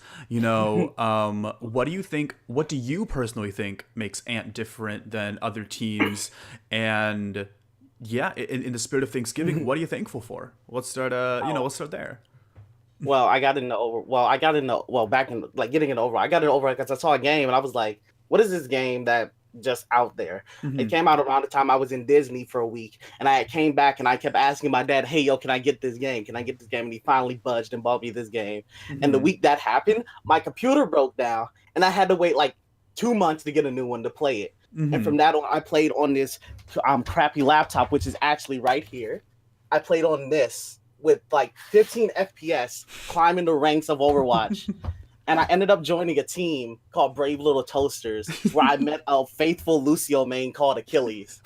And then from there, it just exploded. Because after BLT died, after he finally unplugged the toaster, I was offered, "Hey, yo, my second team needs a new main tank after all these things." And I was like, "Okay, I'll come in." And I just somehow hit it off because of because apparently I was untiltable, and I just joined it. Sorry, it was different. No, it's I been can good. I can definitely comment on that. I'm reading Twitch chat right now, and they're like, Endo looks like a Fortnite streamer. But speaking to his untiltability, that's one of the main reasons why we picked him up. No matter what we kind of were going through, the tilt never affected him. Right. A lot of the reasons why we picked up Endo was because when me and my teammates were looking at what was valuable about him is that I can't speak to any other main tanks out there, but definitely the playmaking ability that you have. If you have a natural instinct to make a play, right, you don't stop that. You build a team around that. Right. And that's what we've tried to do with Action News Team and our sort of rebrand. And I'm seeing a lot of people saying, bring this back. It's never going to come back. I killed that name. F's in chat for disastrous. F's in chat, boys. But Endo, tell me a little bit about, who are you thankful for, both inside Overwatch Pretenders and out? Well, I got to be thankful for the person who brought me in the Pretenders in the first place. It got me that invite link back when it was exclusive. I got to thank you to my man Achilles out there, best Lucio main in the server, best main support. No matter what you say, he has the greatest calls I've ever seen at all. Yeah. And in the server, I'm thankful for just everybody in the community who talked to me when I actually when I came into the general chat as a nobody and just started conversation. Now I'm now I have my own emote in there, and I'm just I'm just made myself known in just a few months. You're living, dude. You're living. Yeah. Wait, I can also thankful for like people I'm not in pretenders for. Like, Oh yeah, of course, dude. Anyone Oh, yeah. anyone you want to shout out? Go ahead. Well, I'm thankful for my friend group, for my friends. We call ourselves Raindrop. We're pretty fucking dope, and like they might be watching the stream. I don't know, but then I'm really thankful for my friends, the Renegades. Like they're really, really great people. Some of them are even in chat right now. Like my friend Mass and Moa. They're all like wonderful people who actually like keep like, even though they don't really know about this, they are fine with me doing this and supporting me in whatever way they can. Like more than like most people already do in my life, which is I just think is wonderful. What's that over there, Opsid? I am refilling my vape tank. You are Oh, man, dude. dude. Good job, dude. Proud of you. Great. So if you have any other shout outs, now's the time to do it. Right. But yeah, dude, hit us with it. We're ready. I would like to shout out like specifically my friend Rachel and my friend Minnie, who are really great friends to me, for like through thick and thin. I've been there for them and they've been there for me and everything. I also like to shout out like everybody in the presenters general chat that do talk often, who are there for them 3 a.m. hell chats and how fun it is. Yeah. And like specifically, I want to shout out my friend Achilles, who went through some tough times, and he's actually pushing through and is still playing for us, and did make that great roster video for us, which I am so like happy for. Speaking of roster videos, we're gonna see another one too later. Oh yeah, I remember this. And like I don't know who else like to say other than like this is one of the best communities I've ever seen, like ever in like any type of game at all, from my times playing in like other competitive games, like FGC and like this dying Splatoon community when it did happen. It was just really exciting to be a part of something this big and this wonderful, and everybody can come together through like thick and thin and everything. Like that's just so amazing to me. And of course, I want to thank OWPod for actually not kicking me off the team, like for all the bullshit I do, because it just somehow turns out to work. Like some of our strats, I won't say, are based off of stupid shit that I'm able to do just because of me. And but Bears, Ball Sky defense. Ain't nobody beating us on that. Nobody. And you know what? I'm gonna take this opportunity to shout out my own team manager, Rush. If you're watching, thank you for everything you do. I'm so happy for the opportunity that you've given me, and now I'm part of a team myself. So hey, shout out to also my Mercury Cougar boys and girls, which is actually going to be our next guest, Endo. Thank you so much for being here. Wait, can I say one more message? Yeah, go for it. I'm the best Orisa in this server, and everybody knows it. Don't at me. All right, Let them know. Let them know. All right. To put back my co-host hat back on. Yeah. Great insight. Alrighty, and so our next person is actually going to be my own coach, because I want to be the one to thank her in person. It's going to be Cher. Come on in.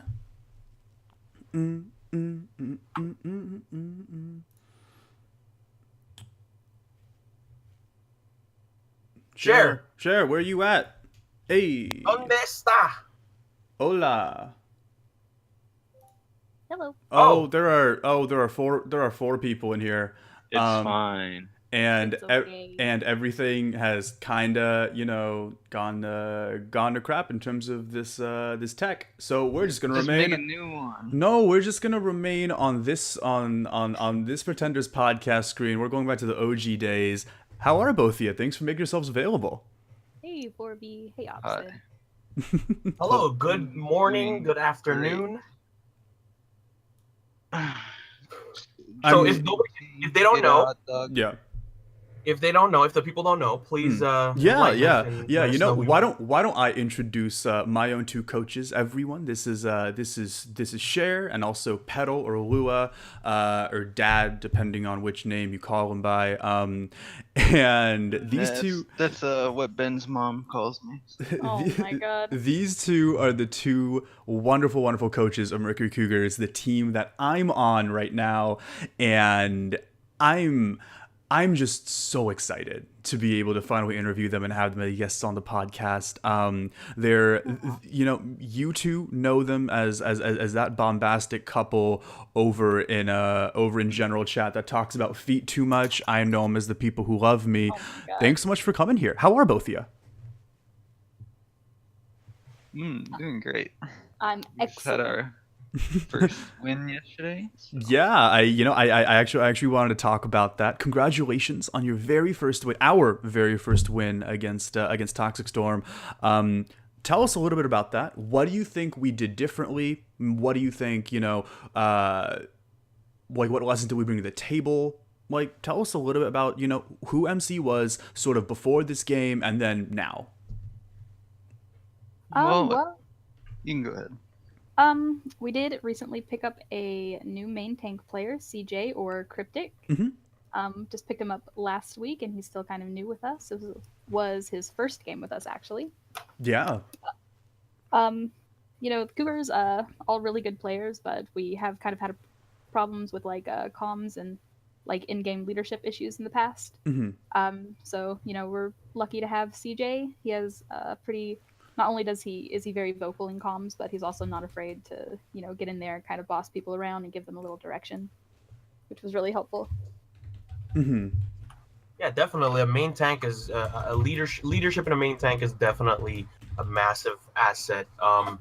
As far as how you guys performed against Toxic Storm, how do you guys feel about that dominant win? I mean, coming from a slow start in the season, definitely a 4-0 is a big statement to the other teams out there.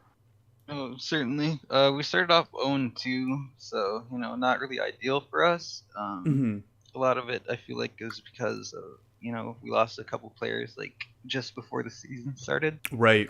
Tough for us going into it. It's kind of a big win for us because Toxic Storm was 2-0, so yeah, they were at a +8 map differential, right? And like here we are, before week 3 at a -8 map differential. So really like tightening up those boundaries a little bit. It really did shake things up, no doubt. So in the previous 3 games that Mercury Cougars have played in the season, tell us about maybe some of the lessons we've learned. Well, really just kind of as like our newer members have started gelling with the established players a little bit more.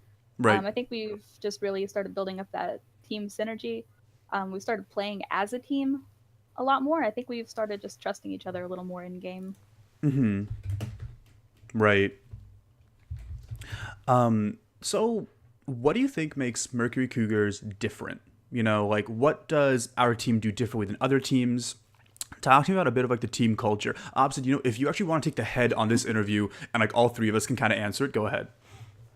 Yeah, so as far as what the team culture has kind of gone through, what do you guys feel is the kind of the tying factor to, as far besides the main tank, what was the tying factor? Because it is a team game. How do you guys feel moving forward? What ties you guys together the most? Well, yeah, go ahead. I just think when we were building the team, Lua and I, we really wanted to emphasize player personality and attitude, and I think that's really paid off for us because I just think all of our members really gelled together well. Like we all get along, we are comfortable with each other, to maybe a little bit too comfortable with each other sometimes. Hey, that's not true at all. Shout out to Vianen for making it weird. Listen, I need to see my members' feet before they join. God. That's That's a massive news. requirement. It's massive news. Massive news. It's all part of the MC initiation process. It's just part of it. I love that. But as far as kind of throwing me off a little bit with the feet, I'm not gonna lie. But as far as the team culture, what are you guys when you guys approach a game? What is essentially what are you guys' priority? Not necessarily in achieving objectives and whatnot, but like do you guys put more of an emphasis in performing well, mechanics, or do you guys usually just have a plan going in and stick to it, that type of stuff?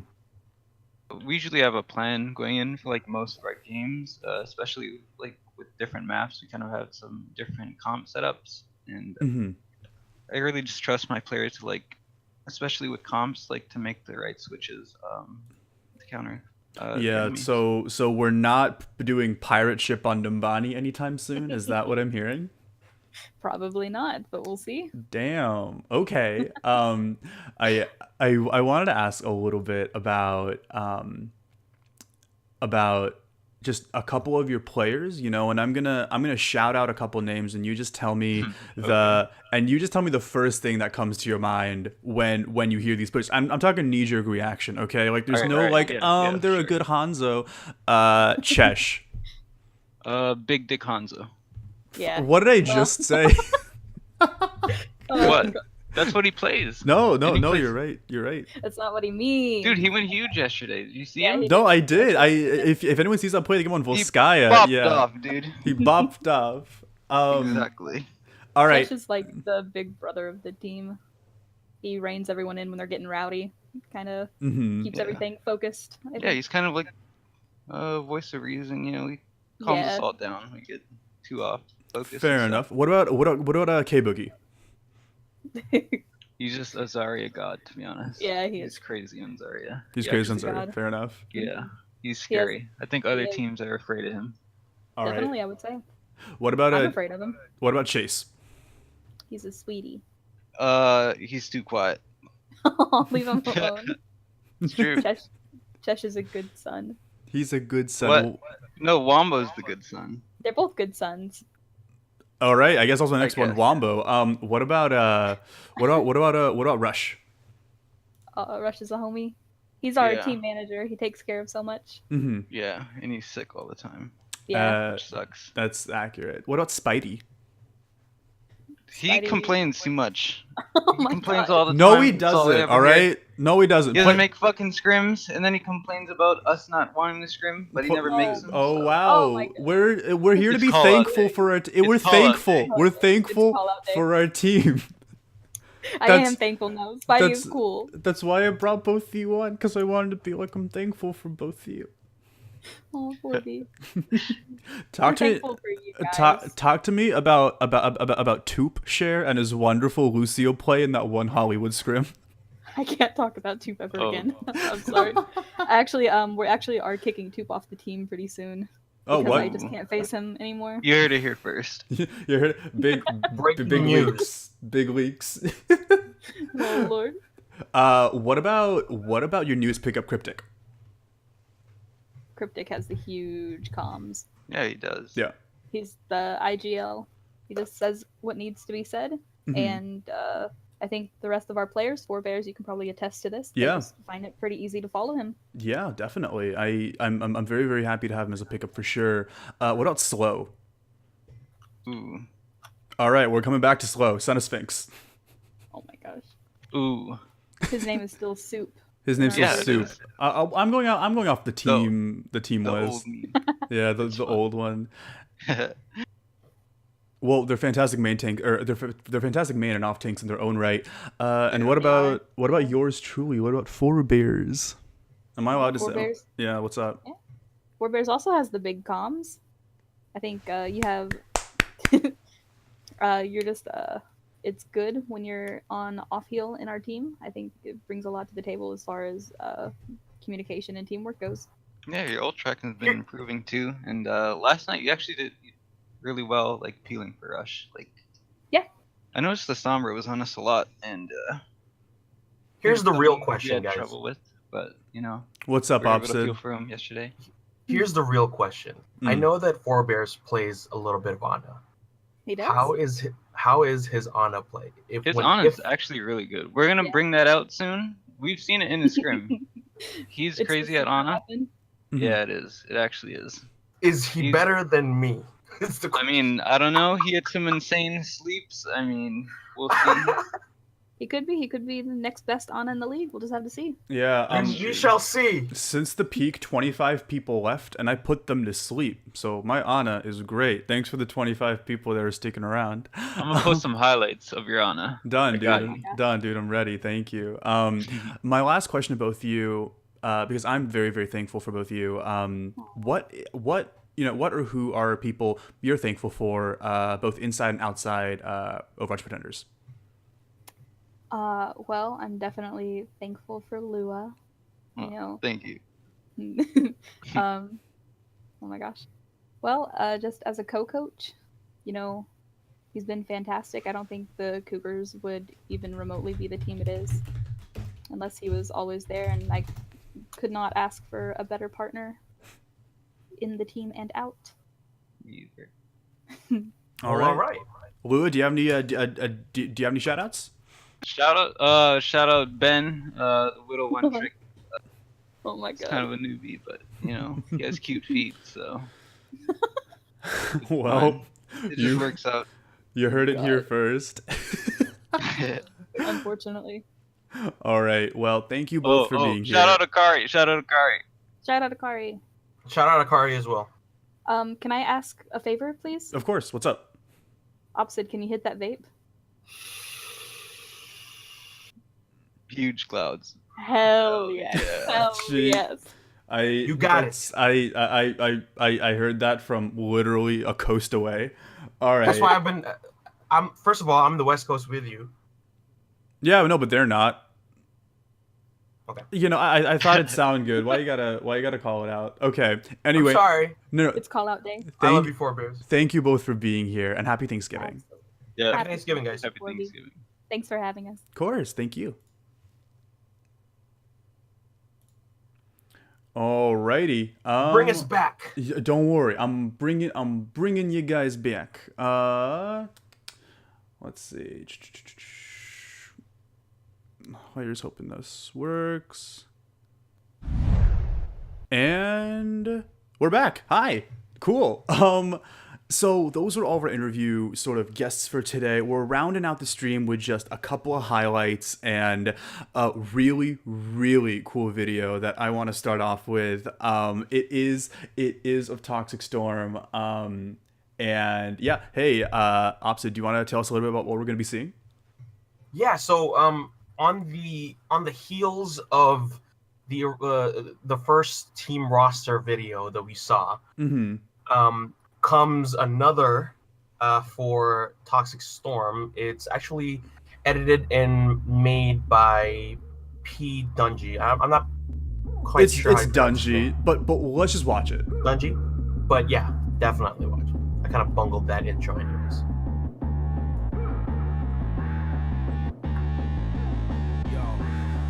Majority of the glow wouldn't last 5 minutes in my size 10s, and even less time looking through my eyelids. I started out with like 20, I'm down to 5 friends. Started out with a penny gunning for 5 cents. Started out with a Henny and then the Kush came. Last time I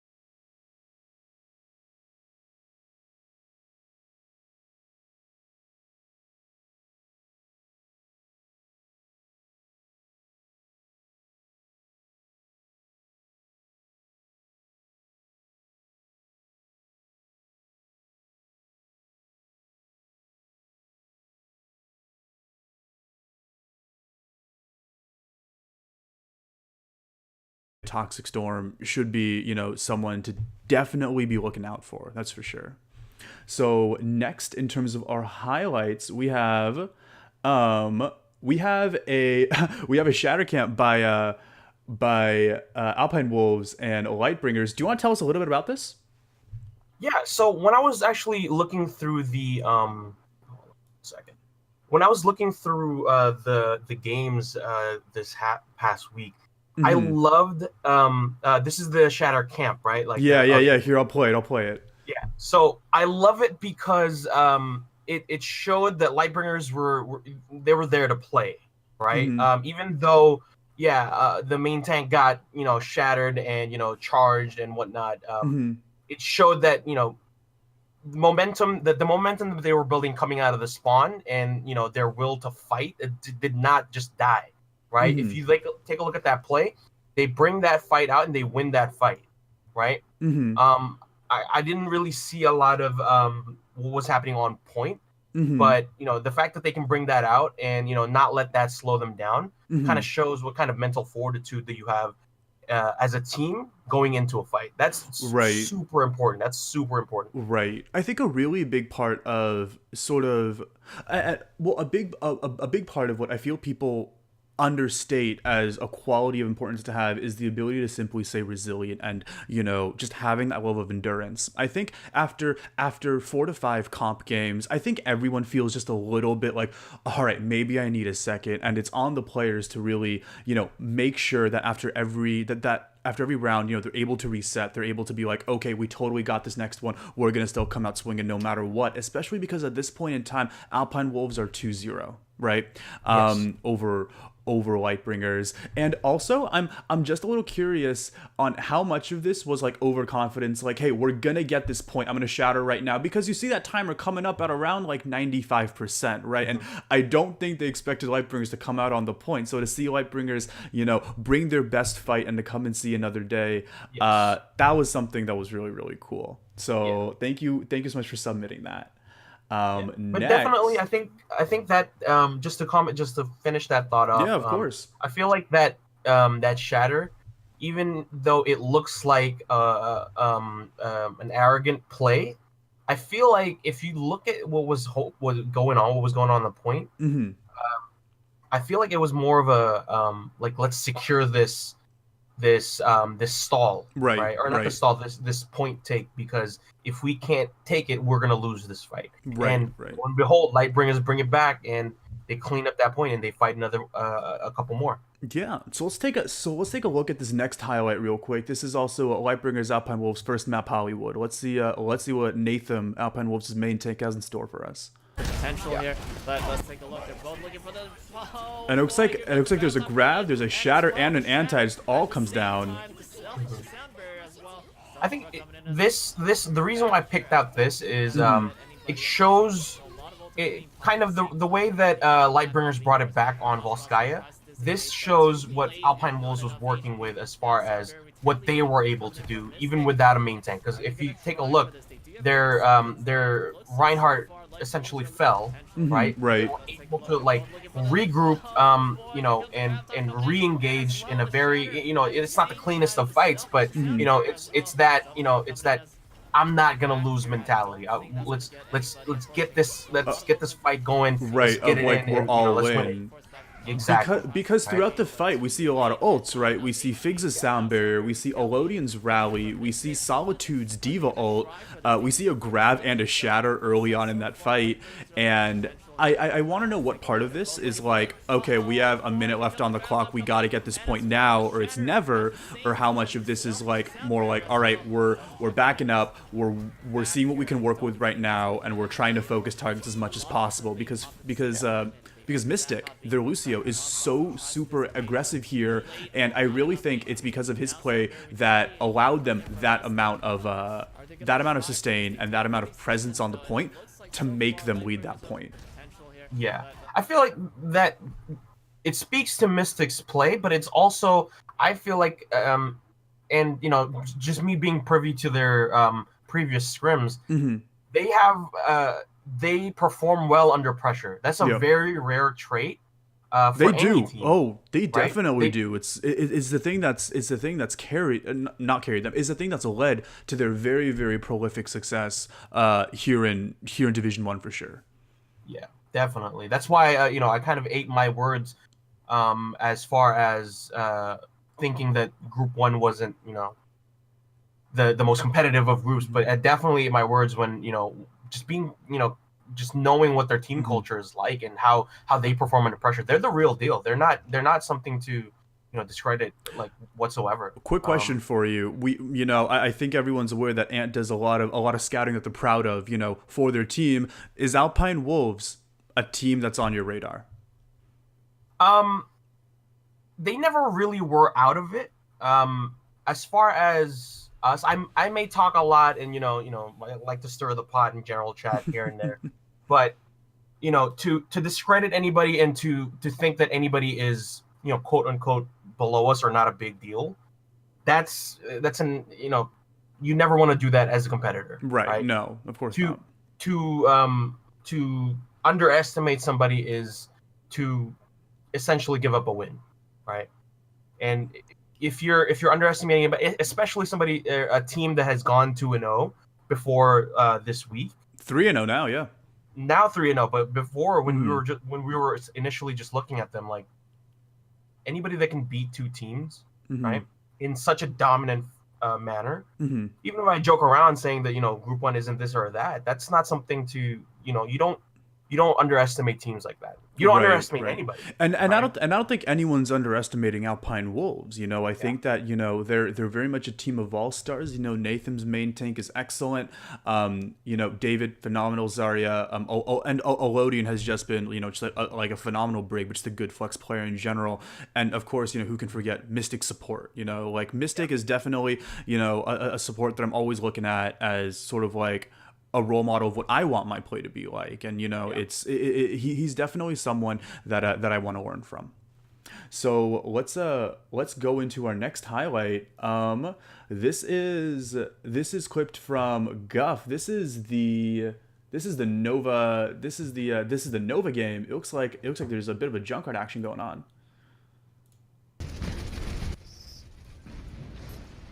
All right, it looks like they're just right outside point 3 right here. Solely by the Junkrat tower. We'll see if Beal can make it count. There really isn't anybody that Ronin can easily shatter, and Coalescence should be used purely. It looks like they're trying to get the shatter. We do hear that grab. Oh, and Beal gets 2. Yeah. Big 2-man tire on that one. Yeah. Beal did a really good job. Interesting. Okay. All right. So this is a great example of countering an aggressive push, right? So in Night Ops' eyes, right, or for example in Nova's eyes, what they're doing right now is they're pushing aggressively. They're making space, right? They're pushing the payload, right? Yeah, exactly. Ronin is looking for something to play against. They're looking to push past that shield, but as soon as you see how Ram can just completely reads what they're about to do, and the whole team kind of moves accordingly, counters with the tire, and Nathan focuses on Melody and just tries to keep her out of the fight on that Pharah. And their rotation is really good here. Like that's exactly what I was going to comment on. I'm actually very impressed. I can tell that Ronin was trying to look for a shatter over on the Orisa and over on the Pharmacy, because we see that they have a lot of they have a lot of resources that they're working with, like Chats, Diva ult is over 82 right now, Sweets is over 87 with the rally. So they have a lot of stuff that they can work with, and it's I don't want anyone to tell me that a Pharah can counter a Junkrat ever again, because Beal just picked up 2 in both the Pharah and the Brig, right? Exactly. So that's a really, really cool clip. What's here on our next one? Let's see. And this was a recording from. Oh, sorry, I'm gonna pause that. And this was a recording from. This was from Nova's side. Looks like. Let's see what they have to say. Oh, no, this is still from. I think you're looking at the Night Ops side. Oh, forgive me. Did I say Nova? I meant Night Ops. I'm so sorry. And it looks like I love this drawing right here. Oh my goodness, that's a classy 5-man shatter. Achille comes in to just round everything out, picking up 2 on Wimbo Wombo and Sweets. Nice. And that's 3 ults devoted. Did they end up winning this fight, or did they end up winning this point? Yes. Wow, that means they're coming in with almost like a 3-minute map, or like just like a 3-minute time differential. And if anything, I'm always very impressed at the amount of restraint a lot of teams hold when it comes to ultimates, because I feel like a lot of people have this idea of like, oh, let's do this dry push, let's get these resources and let's throw them all at once. And then there are other people who know how to really rotate ultimates. And I think that there's really a time and a place for any. Why do you think Night Ops did put as many resources as they wanted to here? Well, if you look at the clip, the Sombra clearly he was about to get that 6-man EMP, right? Mm-hmm. If in my point of view, if I was a player on this team and I'm seeing that play happen, Mm-hmm. you can secure that point. If you can secure that point, right, you have the time to invest in another ultimate buildup, economy push, or whatever. But if you can secure that point with this 6-man shatter with the EMP, Mm-hmm. and which they clearly did, right? It paid off massively. They have a 3-minute map differential, right? If you can throw all these ults in and secure that win, and they did, why not, right? Yeah. And that's the exact reason why I picked this clip, is because it's decisive.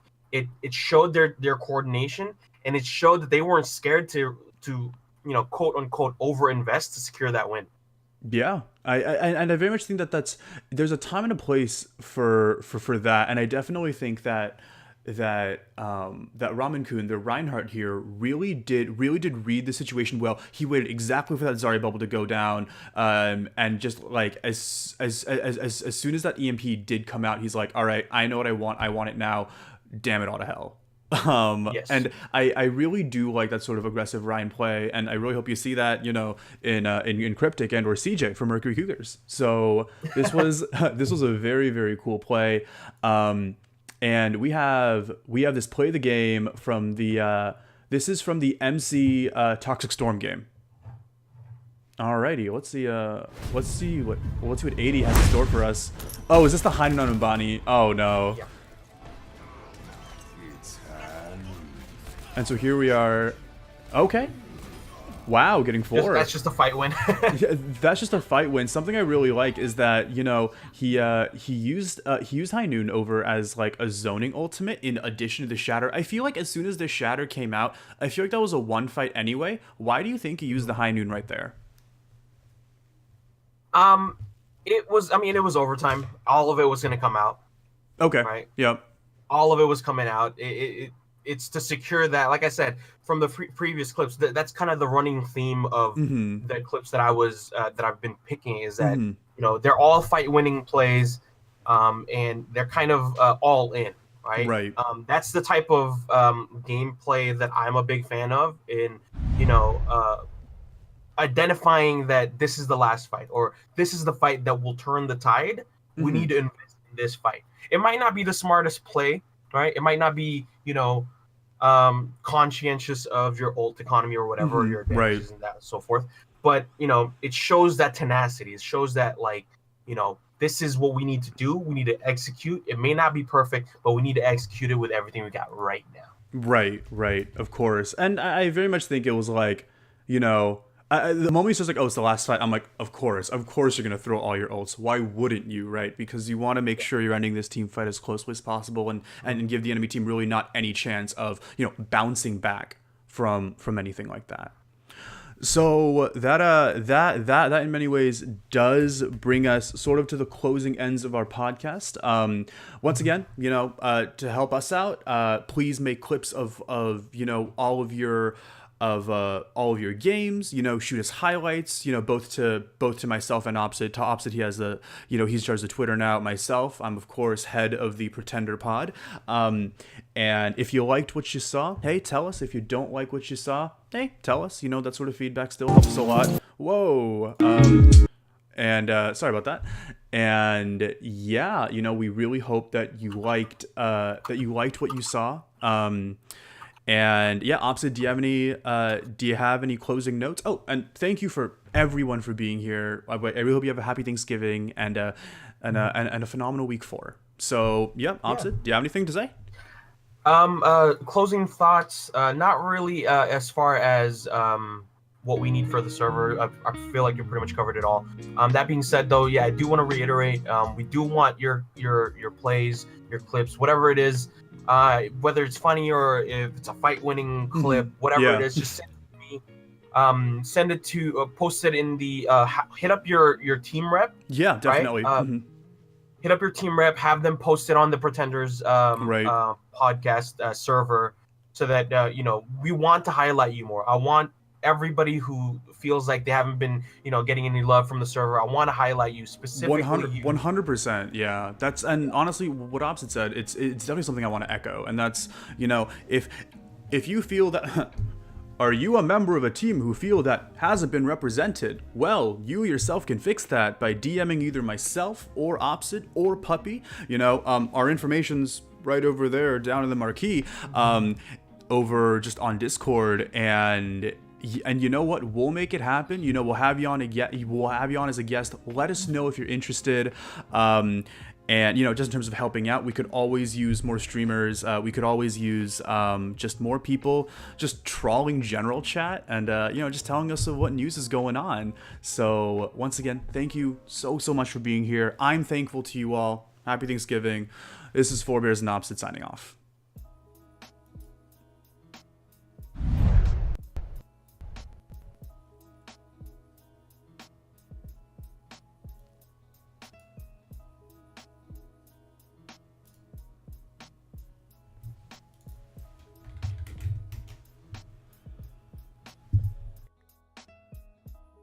That by DMing either myself or Opposite or Puppy. Our information's right over there down in the marquee, over just on Discord, and you know what? We'll make it happen. We'll have you on as a guest. Let us know if you're interested. And just in terms of helping out, we could always use more streamers. We could always use just more people just trawling general chat.